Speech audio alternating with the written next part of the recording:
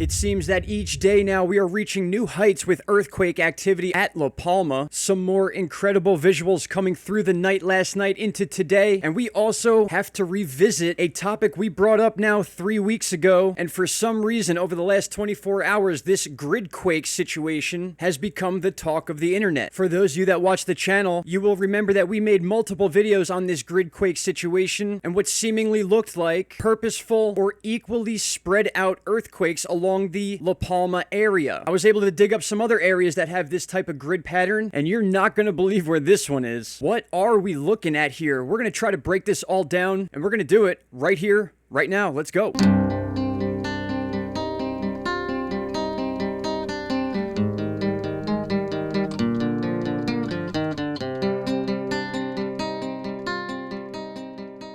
My friends, welcome back. October 24th, 2021, 10:20 p.m. And you're about to see a pretty big, there it goes, explosion out of La Palma from earlier this morning. It seems that nothing but action is coming out of this volcano day after day. But today we need to talk about something, as we said before, that we've covered on this channel, but seemingly became very popular over the last day. And for those of you that don't know, we use a multitude of charts and different maps to measure earthquakes, seismic activity, all sorts of things. You name it, we have a map for it. And as you'll see here, about 3 weeks ago, October 5th, we put out a video titled La Palma Rare Grid Quakes. And the reason we did this is because we noticed on one specific earthquake chart, as you can see right here, called the emsc-csem.org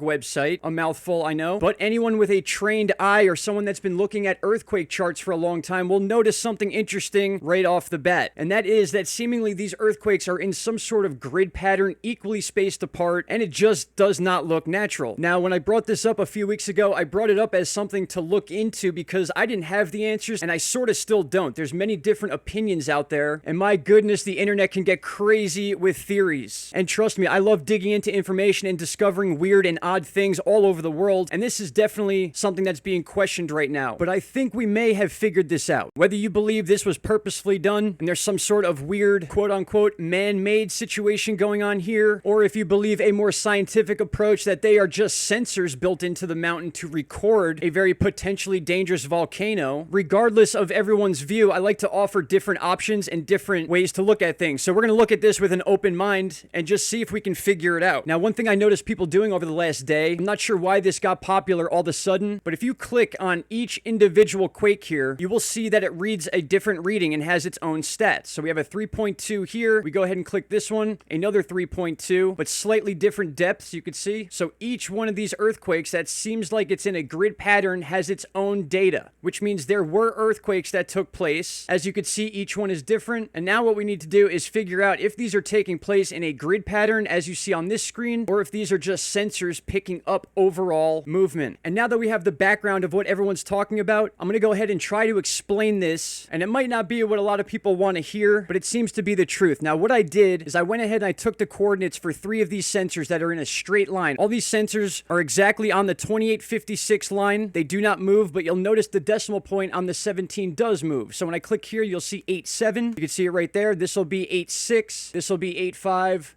This will be 8.4. So what I did was I took 3 of these in a row and I labeled them on Google Earth. So we are here on Google Earth. I'll zoom down, and the ones labeled sensor are exactly what you saw on the grid chart. So in my opinion, there are sensors on this mountain, and when earthquakes take place, and we're going to look at one specific earthquake to prove this, whichever sensor it's closest to, that sensor is going to be the one giving you the data for that earthquake on the EMSC site. Again, if you go to other earthquake charts like Volcano Discovery, they do not use the grid pattern, but the same earthquakes are there in the actual spots they took place. And here we go. To prove this, we're going to take one specific quake that happened today, 10/24 at 4:46:28 UTC. This is a 3.0 earthquake, and when we get the more details, it brings us to the official Spanish earthquake website. And you can see our earthquake is highlighted right here, the 3.0.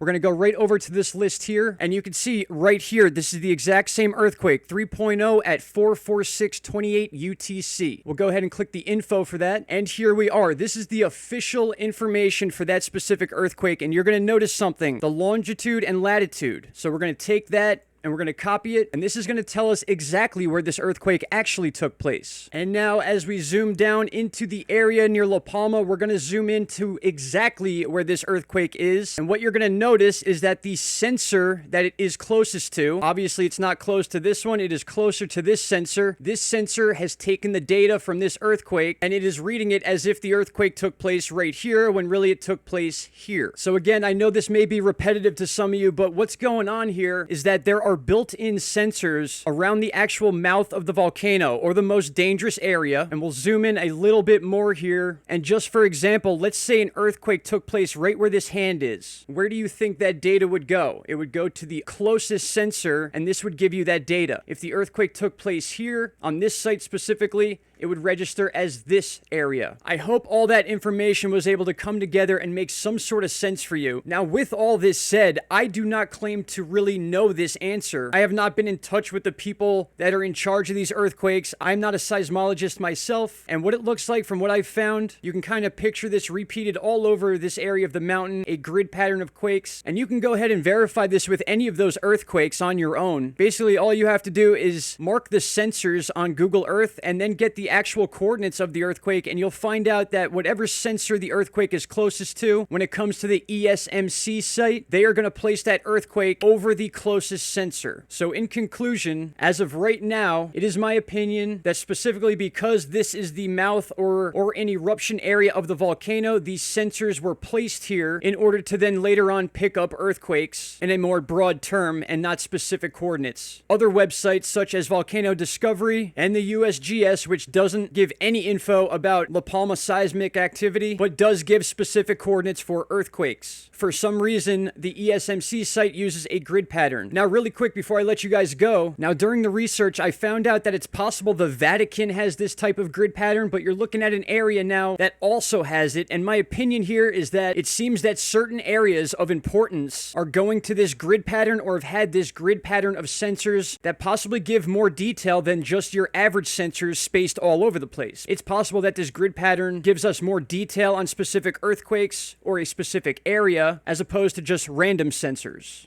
My friends, I apologize for the long-winded video, but that had to be explained. If you have any questions or concerns or more info, maybe I could be wrong, please leave it down below. I'm always open for new information, and I'm really trying to get to the bottom of this. Again, it's taken off over the last 24 hours. I'm not sure why. We covered it weeks ago, but maybe people are just looking for answers, and maybe we found one. Thank you all so much. I'll be back later on or tomorrow morning. Shout out to Canada. Please enjoy the rest of your Sunday, and I'll see you all on Monday. Take care. Bye-bye. Stop right there, my friends. If you have not already, click that subscribe button and don't forget to hit the bell icon. Click all and you will get all notifications from this channel. And trust me, you won't be disappointed.